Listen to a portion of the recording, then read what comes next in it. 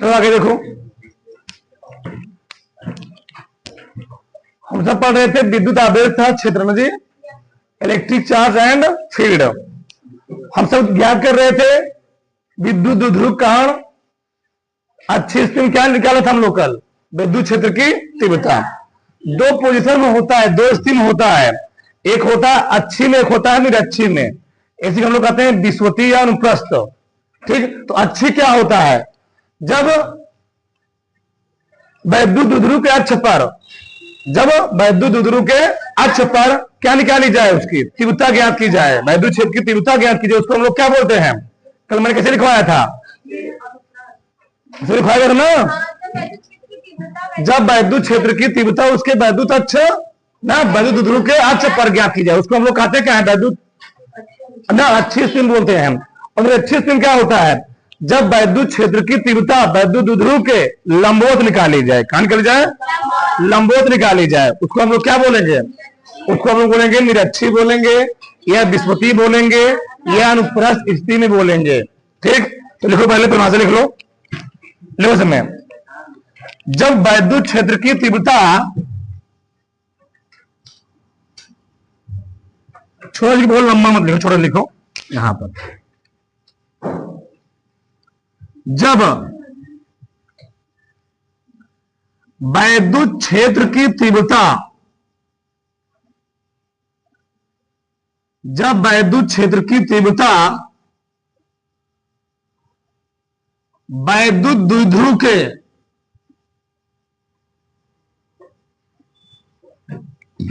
वैद्युत ध्रुव के अक्ष के लंबवत किसी बिंदु पर ज्ञात की जाती है, ज्ञात की जाती है, तो उसे निरक्षी, जो तुम्हारा मन कहे लिख लो, तो उसे निरक्षी या विस्वती या अनुप्रस्थ स्थिति में कहते ना जी, तो उसे निरक्षी स्थिति कहते हैं, स्थिति कहते हैं। बस में आई, जब वैद्युत क्षेत्र की तीव्रता वैद्युत ध्रुव के अक्ष के लंबवत किसी बिंदु पर क्या की जाए, ज्ञात की जाए, उसको हम लोग क्या कहते हैं, निरक्षी स्थिति कहते हैं। थोड़ा लंबा डेरिवेशन है, जहां ना समझ में आराम से पूछा तो तुरंत बड़ा ना। चलो देखो ध्यान से, पहले इसके बाद आ रहा है स्ट्रक्चर। चलो अब यह है वैद्युत ध्रुव, आ जाएगा ना, इधर नहीं आएगा, इधर बनाते हैं क्योंकि थोड़ा स्ट्रक्चर लंबा है इसका। ये मान लो है वैद्युत ध्रुव, ये क्या है, वैद्युत ध्रुव। हमने बोला था चाहे इधर ले लो निगेटिव, इधर क्या ले लो पॉजिटिव, उससे कोई डाउट नहीं होना चाहिए। ये मान लो निगेटिव क्या है, पॉजिटिव है। ये मान लो वैद्युत ध्रुव पॉइंट ए है और ये क्या है, बी है। इनके बीच का डिस्टेंस सबको मालूम होगा ना, कितना होता है, 2l होता है, 2l। यहां तक किसी कोई डाउट नहीं होना चाहिए। चलो इसके मध्य बिंदु ओ, ये मालूम मध्य बिंदु क्या है, ओ है। चलो देखो ध्यान से, यही बना दे रहे हैं हम, ठीक है ना। अब निरक्षी क्या होता है, विस्वती क्या होता है, अनुप्रस्थ क्या होता है। निरक्षी जी अगर इसके अक्ष पर निकाले तो हम लोग क्या बोलेंगे उसको, अच्छी स्थिति में। और जब हम लंबवत निकाले, परपेंडिकुलर निकाले, ये इसका अक्ष होगा अंदर से, अक्ष के लंबवत, मान लो अच्छा है इसका, इसका क्या है, अच्छा है। और जो अक्ष के लंबवत मान लो यहां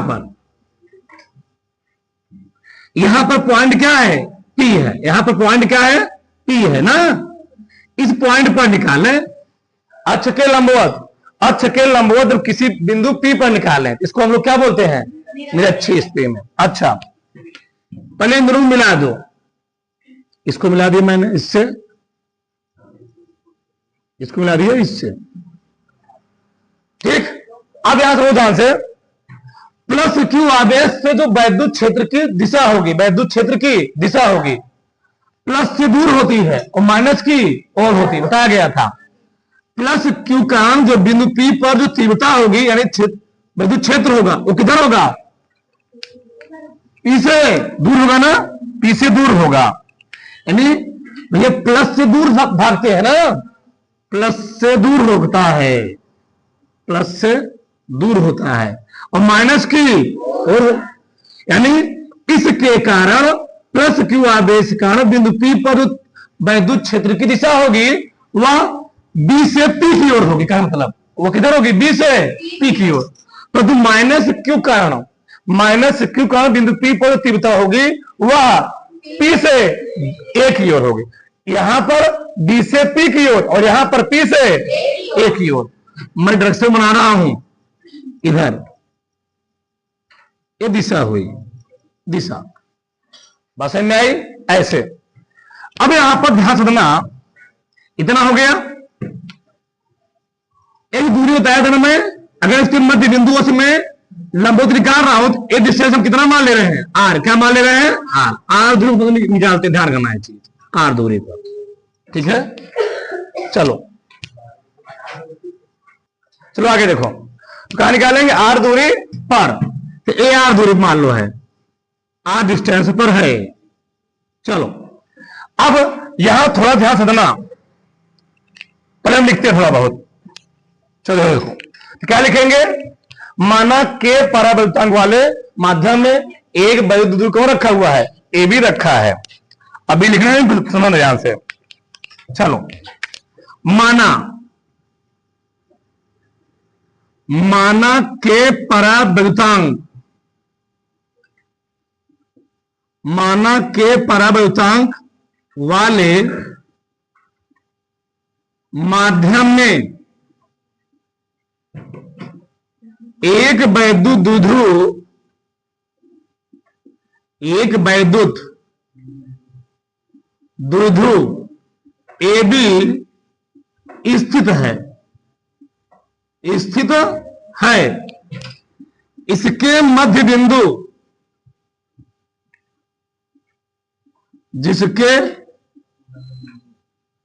जिसके मध्य बिंदु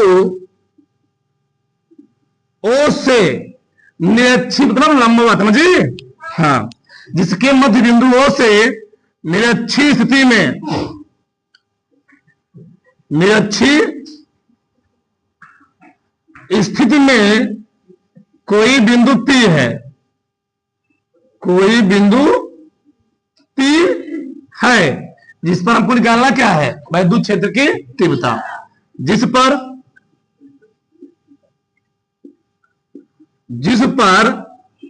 वैद्युत क्षेत्र की तीव्रता ज्ञात करनी है, ज्ञात करनी है। बस समझ में आई।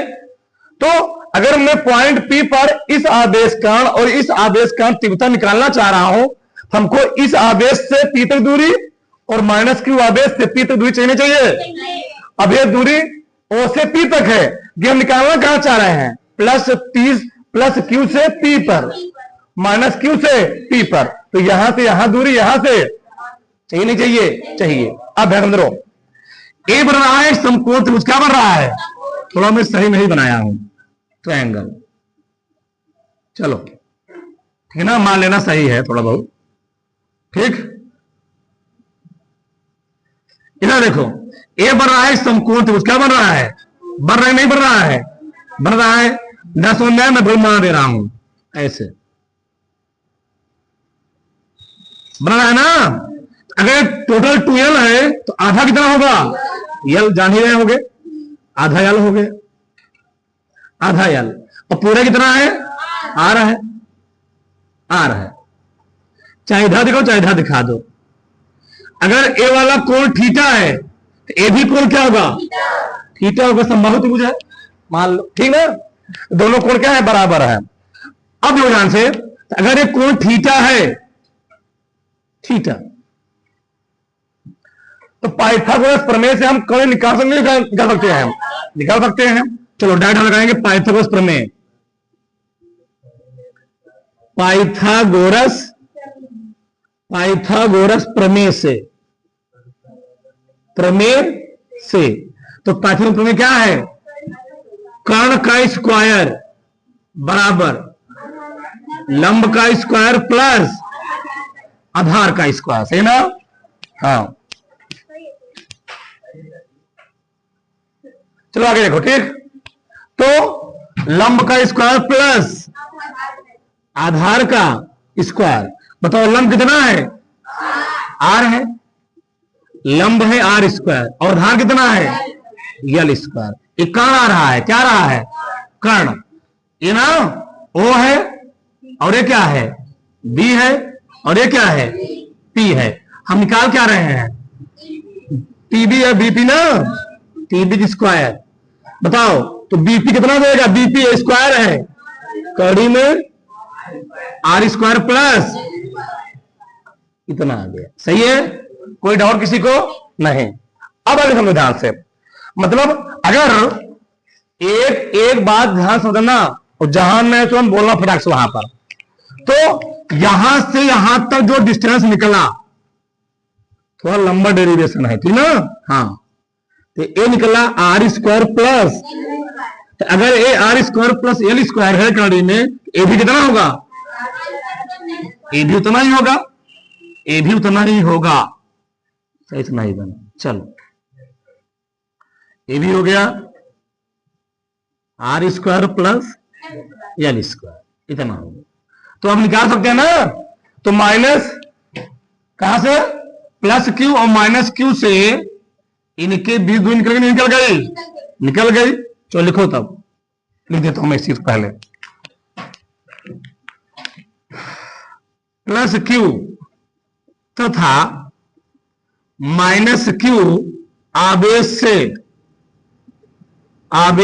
से बिंदु पी तक की दूरी कितना निकला? बोलो। कड़ी में R square plus L square, सही ना? कड़ी में R square plus L square. अब हम इन दोनों आवेशों का क्या निकालेंगे? बिंदु पी पर क्या निकालेंगे? सी बता निकालेंगे। कल निकाले था ना, एक बार निकाले थे प्लस क्यू आवेश, दूसरा क्या निकाले थे? तो निकाल के पढ़ रहे। चलो देखो ध्यान से, आराम से पहले निकालेंगे प्लस क्यू आवेश कारण, प्लस क्यू आवेश के कारण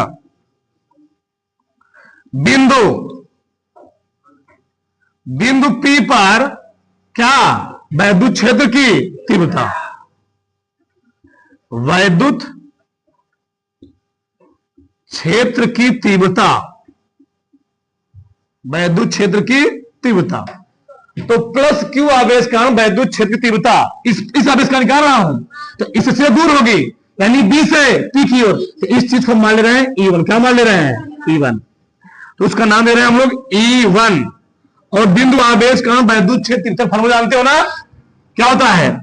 1/4 पाई एप्सिलॉन नॉट इनटू के क्यू प्लस है बटे आर स्क्वायर लिखोगे। तो लिख रहा हूं पहले, कितना है?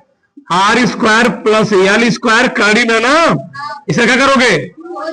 क्या आ जाएगा ये? 1/4 पाई एप्सिलॉन नॉट इनटू के क्यू बटे आर स्क्वायर प्लस, समीकरण फर्स्ट। बताओ किसी कोई डाउट? किसी कोई डाउट? कड़ी में था स्क्वायर है, कड़ी हट जाएगी। आगे देखो, अभी मैं निकाला प्लस क्यू आवेश का, बताओ इसकी दिशा किधर होगी? बी से पी की ओर लिख सकते हो, इसको किताब में लिखे गए हैं, ठीक ना? बी से पी की ओर, प्लस से दूर भागता है ना। चलो आगे देखो, माइनस क्यू आवेश के कारण, माइनस क्यू आवेश के कारण बिंदु P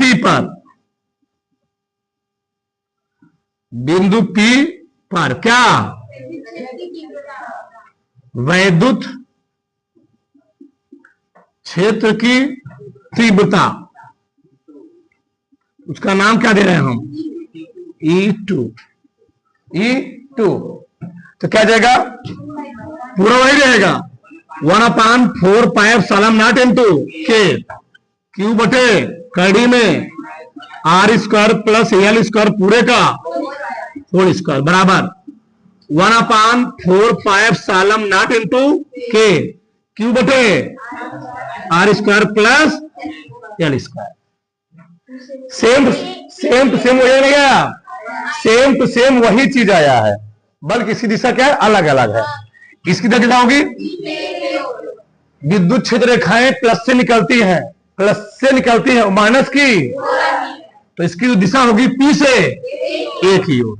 समीकरण मान लेना 2 और दिशा होगी वो दिखा सकते हो पी से ए की ओर। ठीक, यहां तक किसी को कोई डाउट हो बताओ? 1% में यहां तक कोई डाउट हो बताओ? यहां तक बताओ। तो समीकरण 1 और 2 से क्या निष्कर्ष कर रहा है कि E1 और E2 क्या है? E1 और E2 आपस में बराबर हैं। मैं लिख रहा हूं चीज को पहले, चलो।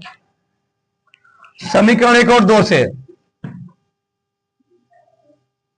समीकरण 1 तथा समीकरण 2 से क्या निष्कर्ष निकला कि E1 बराबर है E2 के। E1 बराबर है E2 के। तुम्हारा मन कहे वेक्टर लगा दो, कोई दिक्कत नहीं है। ठीक, यानी तो E1 तो इधर हो गया और E2 इधर हो जाएगा, E2 जाएगा इधर, सही ना?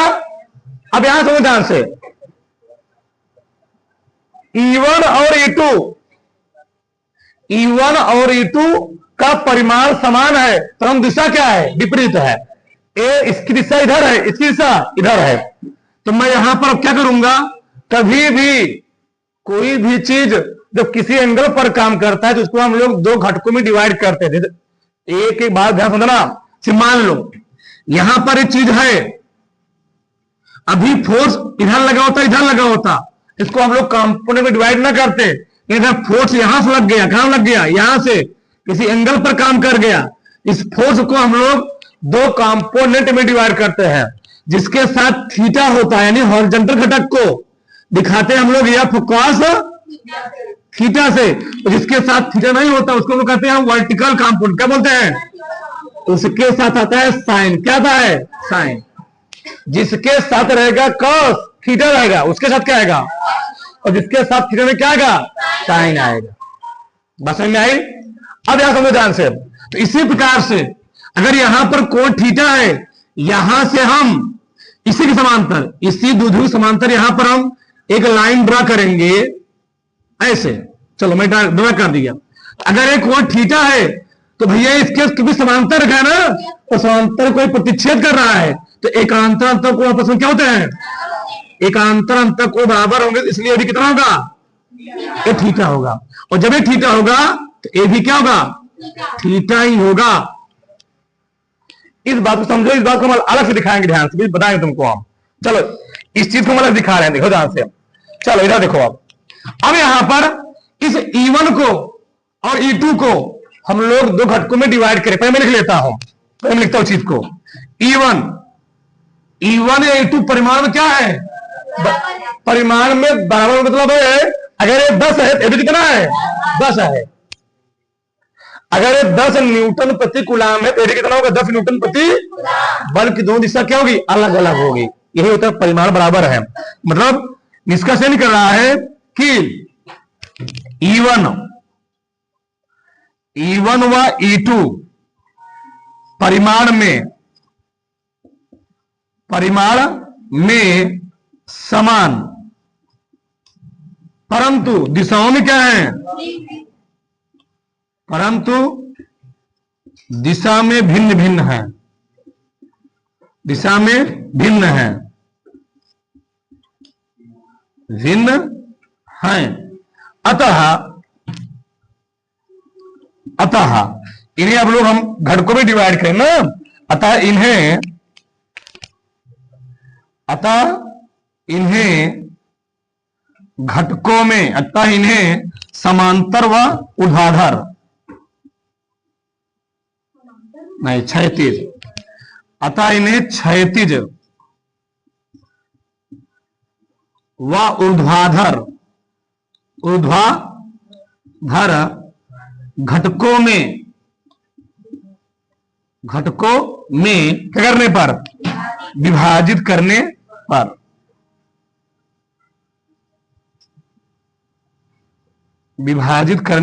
पर, अच्छा पढ़े आप, देखो ध्यान से होगा क्या, आराम समझाते हैं हम। पॉइंट पी की बात हो, किसकी बात हो रही है, पॉइंट पी की। तो इधर देखो ध्यान से, इस चीज समझना ध्यान से। पॉइंट पी पर मान लो मैंने यहां पर एक लाइन जाहिर, तो मैं अगर इसको बढ़ा दीजिए थोड़ा, ये लाइन है ऐसे ऐसे, ये पॉइंट क्या है, पी है, सही ना, बोलना फटाक से ना समझ में आए। अब यहां पे इस पॉइंट पी पर एक लाइन इधर है, सही है ना, और इसी पॉइंट पी पर एक तीसरी लाइन ऐसे गई हुई है, ऐसे गई ना, ये E1 है, क्या है E1, और ऐसे एक ऐसे गई हुई है, ये क्या है E2 है। चलो ध्यान से, तो ये है E1, ये है E1 और ये क्या है E2, सही है। यहां पर एंगल कितना है, थीटा, यहां भी एंगल कितना है, थीटा। अब जिसके साथ थीटा लगे होते हैं उसके साथ आता है कॉस। E1 के केस में यहां थीटा लगा हुआ है, तो E1 के केस में थीटा लगा हुआ है, तो यहां पर क्या आएगा, इसके कारण यहां देगा E1 cos थीटा, और E1 के कारण यहां थीटा नहीं लगा हुआ है, तो इसके कारण ऊर्ध्वाधर में जी यहां क्या आएगा, E1 sin थीटा। अभी मैं E1 के लिए बात किया हूं, E1 केस में यहां थीटा लगा था तो आ गया E1 cos थीटा, और यहां थीटा नहीं था तो E1 क्या गया, साइन थीटा। आगे समझो। E2 केस में यहां लगा है थीटा, क्या लगा है, थीटा। बताओ कॉस इधर है, किधर आएगा, इधर आएगा, तो यहां पर आ जाएगा E2 cos theta, E2 cos theta, इसकी दिशा भी इधर होगी ना, और E2 कारण यहां थीटा नहीं है, तो बताओ किधर आएगा, इधर आ जाएगा, क्या देगा E2 sin, फिर से एक बार, E2 वाला है, E2 वाला है, और ये क्या है E1 वाला है। फिर से देखो एक बार, E1 के कारण यहां थीटा था, थीटा के साथ आएगा cos थीटा, क्या आएगा cos थीटा, तो E1 कारण यहां थीटा था, क्या गया E1 cos थीटा, और यहां थीटा नहीं था, क्या गया E1 sin थीटा। E2 के कारण यहां थीटा, इसलिए क्या गया E2 cos थीटा, और यहां थीटा नहीं, क्या गया E2 sin थीटा। बात समझ में आई।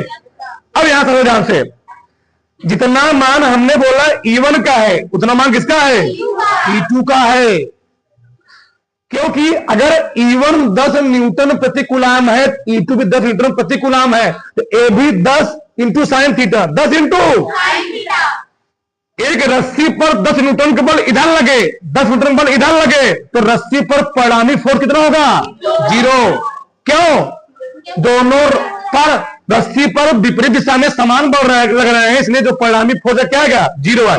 यानी इस बात को समझा, फिर समझाएंगे आराम से, एक ही समझेंगे कि आराम समझेंगे। इस पॉइंट पर जो नेट तीव्रता आएगी E1 sin थीटा कारण E2 sin थीटा कारण, वह निगलेक्ट होगी। क्यों, इन दोनों का परिमाण बराबर है, तो दिशा क्या है, विपरीत है। फिर से E1 sin थीटा, अगर E1 भी 10 है, E2 कितना है 10, तो आ जाएगा 10 sin थीटा 10 sin थीटा, लेकिन दोनों दिशा क्या है, इन दोनों का E1 sin theta E2 sin theta परिमाण में तो बराबर है, पर दिशा क्या है, अलग अलग है, इसलिए एक करेंगे, एक दूसरे को निरस्त कर देंगे। यानी बिंदु P पर जो परिणामी तीव्रता आएगी वह किसके कारण आएगी, E1 cos थीटा और E2, क्योंकि अब बताओ एक रस्सी है, मान लो डंडा है, इस डंडे पर दूल्हे पकड़े हुए हैं, एक लड़का भी आय खींच रहा है, एक लड़का भी आय खींच रहा है, तो परिणामी तीव्रता कितनी लगेगी, परिणामी बल कितना लगेगा, दोनों के बलों के योग के बराबर। भैया ए भी तक खींच रहा है, ए भी कितना खींच रहा है, तो दोनों हम लोग क्या करेंगे, दोनों बलों को जोड़ देंगे। तो इस पॉइंट पर जो क्या हो रहा है, इस पॉइंट पर E1 cos थीटा भी इधर है और E2 cos थीटा भी इधर है, तो जो परिणामी तीव्रता है इन दोनों के योग के तो इस पॉइंट पर जो E1 sin थीटा कण E2 sin थीटा कण जो तीव्रता को 0 आएगी, मतलब इसका कोई अस्तित्व नहीं है। अस्तित्व किसका है? E1 cos थीटा और E2। इस बात को समझो, इस चैप्टर का सबसे लंबा डेरिवेशन है, इस पूरी प्रश्नावली का सबसे लंबा डेरिवेशन है, इसलिए समझो पूरे अच्छे समझ में आए चीज। तो मैं चीज लिखूं, बिंदु P पर E1 sin theta E2 sin theta परिमाण में बराबर परंतु दिशा में क्या है, इसलिए एक दूसरे क्या करेंगे, निरस्त कर देंगे। मैं पूरा लिख रहा हूं, पूरा लिखूं, छोड़ू नहीं। चित्र से स्पष्ट है कि, चित्र यहां बना होगा ना, मैं वहां बनाया हूं, यहां मैं लिख रहा हूं, चित्र से स्पष्ट है कि, चित्र से स्पष्ट है कि E1 sin थीटा व E2 sin थीटा परिमाण में बराबर, परिमाण में बराबर, परंतु दिशा में क्या है, परंतु दिशा में विपरीत है, परंतु दिशा में क्या है, विपरीत है। इसलिए एक दूसरे को निरस्त कर देंगे, इसलिए एक दूसरे को निरस्त कर देंगे,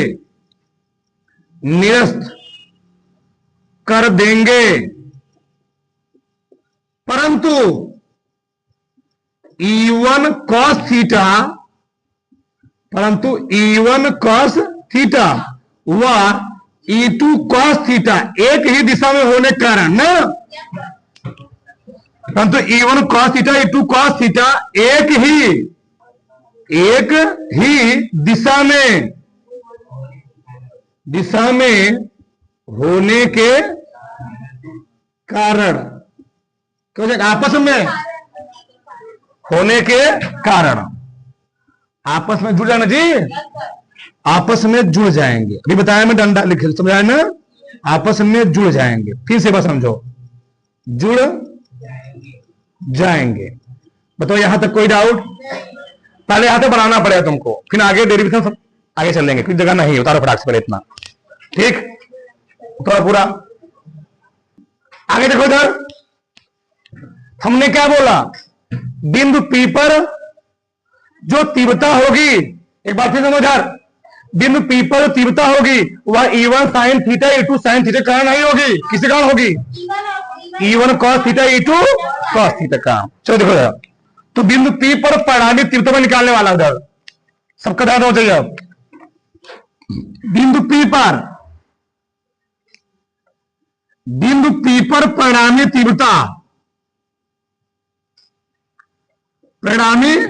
तीव्रता इस चीज को दिखा दे रहा है ई से, किसे जी, ई से। बताओ तो जुड़ेगा ना इस बार? अरे भैया एक रस्सी पर मान लो, एक लड़का उधर फोर्स लगा रहा हो, पीछे से एक लड़का फोर्स लगा रहा, दोनों बल कर जाएंगे जी, जुड़ जाएंगे। तो वही चीज यहां पर है।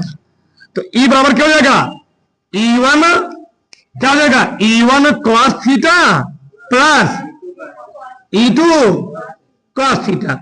अभी मैंने बताया, क्योंकि भैया मैं लिखा थी स्टार्टिंग में ही, E1 किसके बराबर है, E2 के, सही है ना?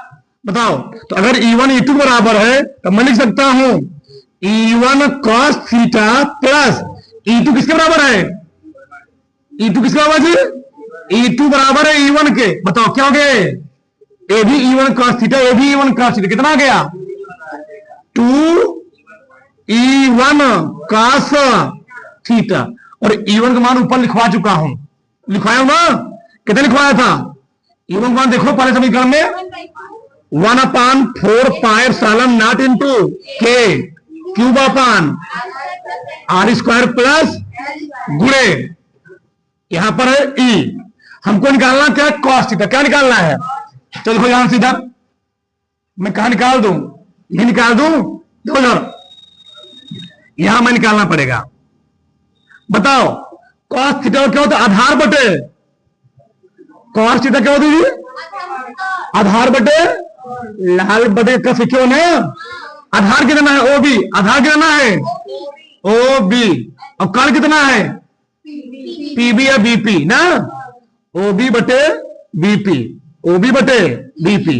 तो ओबी कितना है, एल, और बीपी कितना है, कड़ी में R square plus L square. सही है ना, कोई दिक्कत? बीपी ओबी है एल, और बीपी कितना है, आर स्क्वायर प्लस, मैं रखने वाला हूं यहां पर। बताओ कितना गए कॉस थीटा मान, एल अपान कड़ी में आर स्क्वायर प्लस निकाला गया वहां पर। किसी को डर बताओ, कॉस थीटा मान मैं यहां निकाल दिया हूं, कॉस थीटा बराबर यहां पर बगल में इतना, एक कॉस थीटा निकला है इतना। चलो रखो अभी, हल करो थोड़ा, इसको हल करते हैं अब। बताओ जब हल करोगे तो 2 गुणे क्यू, पहले इसको लिखे रहो, 1 अपान, इसको रन करना नहीं है, 1 upon 4 pi epsilon not into K Q. अब ये देखो यहां है, सब एक बार लिख ले रहा हूं, R square plus L square, यहां कड़ी लगाना जी, तो आर स्क्वायर प्लस, अब पूरे का 1/2, इसकी घात 1 है, इसी का कितनी है 1/2, तो 1 प्लस 1/2 कितना आएगा, आधार समान घाते क्या होते हैं, इसकी घात 1 है और इसकी कितनी 1/2 का नाम 2 3/2, यानी इन दोनों का हल कितना आएगा, 3/2 आएगा। क्या, क्यू इंटू एल। सही ना। अब देखो ध्यान, 1 upon 4 pi epsilon not into के, 2 नहीं क्यू रहने दो, क्यू गुणे 2 एल बटे, जुड़ जाएगा ना, R square plus L square पूरे का 3/2। 1 मिनट, हम यहां बराबर लिख दे रहे हैं चीज, नहीं तुम घबरा जाओगे, क्योंकि कॉस थीटा बराबर निकल चुका था वहां से, एल अपान कड़ी में एल स्क्वायर। अब बताओ तुम लोग जानते हो, अरे भैया हम किसके कारण तीव्रता निकाल रहे हैं, वैद्युत द्विध्रुव कारण, तो अभी तुमने कहीं वैद्युत द्विध्रुव दिखा नहीं किया, वैद्युत द्विध्रुव दिखाते हैं पी से, कहीं पी दिख रहा है समय, कहां पी दिख रहा है अभी, पी कहां दिख रहा है अभी नहीं दिख रहा है, लेकिन हाँ इस क्यू गुणे 12 को हम पी लिख सकते हैं, पी और क्यों तो क्यू गुणे, तो इसके स्थान क्या लिखेंगे, पी।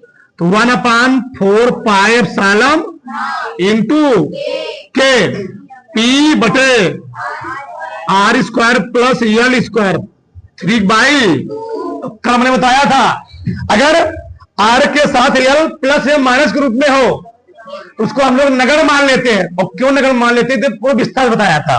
ठीक, तो क्या करेंगे हम लोग, इसको मान लेंगे क्या, आर का मान बहुत बड़ा है किससे, एल से। अगर आर का मान एल से बहुत बड़ा है तो भैया एल स्क्वायर का मान बहुत छोटा, एल स्क्वायर है, समझो। अगर 0.1 हो, 0.1 और 0.1 का तुम वर्ग निकालो और वैल्यू और कम आएगी, कैसे जानते हो, 0.01 आएगा है, पहले तो 0.1 बड़ा, 0.001 बड़ा होता है, 0.1 ये और छोटी हो गई, इसका हम वर्क कर रहे हैं, तो वर्क करने में सोचो, एक तो हम मानने में एक तो बड़ा होगा, वैद्युत द्विध्रुव में जो दोनों आवेश होते हैं विपरीत प्रकार के, वो दूसरे के एक बहुत अतिशय दूरी पर होते हैं, तो मैंने मान लिया दूसरे के सटे हुए हैं, तो इनके बीच जो डिस्टेंस होगा एल का मान 2l जब कम होगा तो एल क्या हो जाएगा, और कम, और जब एल स्क्वायर करेंगे तो मान और क्या हो जाएगा, और कम हो जाएगा। हमने बोला था अगर आर के साथ एल स्क्वायर प्लस माइनस के रूप में आता है तो वहां पर हम लोग उसको निगलेक्ट मान क्या मान लेते हैं, निगलेक्ट, वही भाग गुणक रूप में होता था, हम लोग वहां पर नहीं मानते हैं, समझाया था पूरा। चलो आगे देखो, तो लिखेंगे एल को आर की अपेक्षा क्या मानने पर, नगण्य मानने पर, नगण्य मानने पर, जब नगण्य मान लोगे तो एल को बराबर कितना होगा, 0 ना, तो निकाल लो, तो E बराबर क्या आने वाला है, आ जाएगा 1 upon 4 pi epsilon not into K P बटे आर स्क्वायर, तो 0 हो गया, 3/2 ना, 2 करें ना जी, आ जाएगा 1 upon 4 pi epsilon not into के P/2 तो करें ना, कर गया R का। एक मिनट, वायु या निर्वात के लिए, वायु या निर्वात के लिए के का मान कितना होता है? 1। बताओ ई का मान कितना आ गया? 1/4 पाई एप्सिलॉन नॉट, इसका मान 1 हो गया।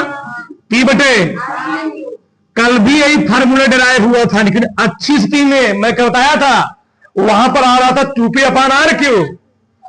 अच्छी स्थिति में जो वैद्युत क्षेत्र तीव्रता निकली हुई थी 2P/, लेकिन जो निरक्षर निकलती है वह P/। यह प्रश्न बोर्ड के एग्जाम में कहीं भी IIT तक पूछा गया है कि निरक्षी स्थिति में जो वैद्युत क्षेत्र तीव्रता होती है वह अच्छी स्थिति में वैद्युत क्षेत्र तीव्रता की आधी होती है ना जी। यह मैं ऐसे हो सकता हूं कि अच्छी स्थिति में जो वैद्युत क्षेत्र तीव्रता होती है वह अच्छी स्थिति में वैद्युत क्षेत्र तीव्रता की दुगनी होती है। यह चीज पूछा गया कई बार, या ऐसे पूछ लेगा निरक्षी और अच्छी स्थिति में वैद्युत क्षेत्र तीव्रताओं का रेशियो क्या होता है? 2 संबंध है। एक वही पूछे निरक्षी और अच्छी में क्या देगा? एक संबंध है 2। इस पर बहुत प्रश्न आते हैं घुमा फिरा करके। बस में आई, एक बार ना समझ में आए फिर उसका नाम समझना, एकदम अच्छे समझना, पर विस्तार समझाया हूं।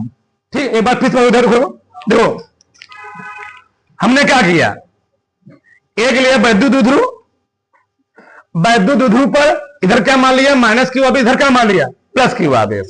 ठीक, वैद्युत द्विध्रुव की लंबाई कितनी होती है? 2L। इस वैद्युत द्विध्रुव के मध्य बिंदु O से पॉइंट लंबवत ना, लंबवत स्थिति में बिंदु P पर क्या निकालना है? वैद्युत क्षेत्र की। तो इस +Q आवेश का जो वैद्युत क्षेत्र की तीव्रता होगी वह इससे दूर होगी, E1 मान लिया। और इस -Q आवेश का जो वैद्युत क्षेत्र तीव्रता होगी वह इसकी ओर होगी, E2 मान लिया। ठीक, अब मैंने क्या किया, इस द्विध्रुव के समांतर यहां पर एक लाइन खींच दिया। अगर एक कोण थीटा, तो कोण कितना होगा? थीटा।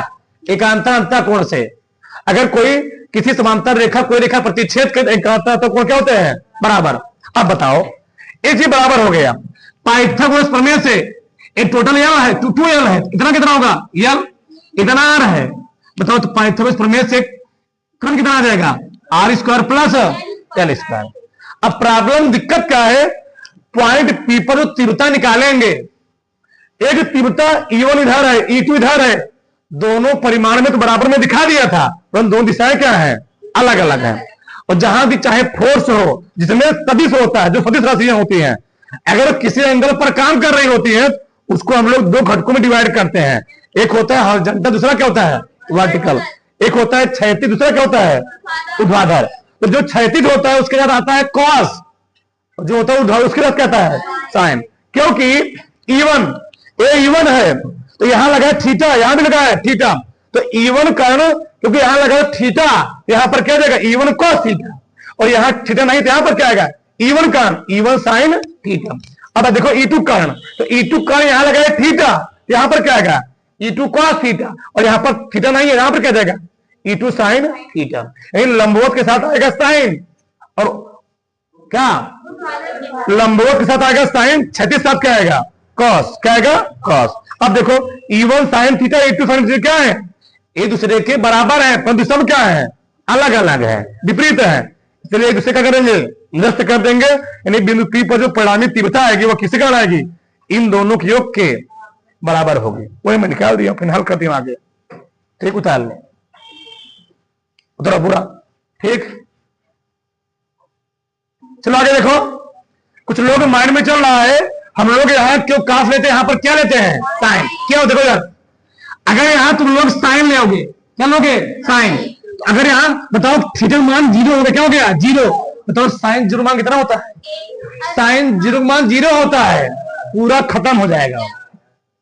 अब काश 0 मान कितना होता है? 1 होता है, कुछ मान निकलेगा।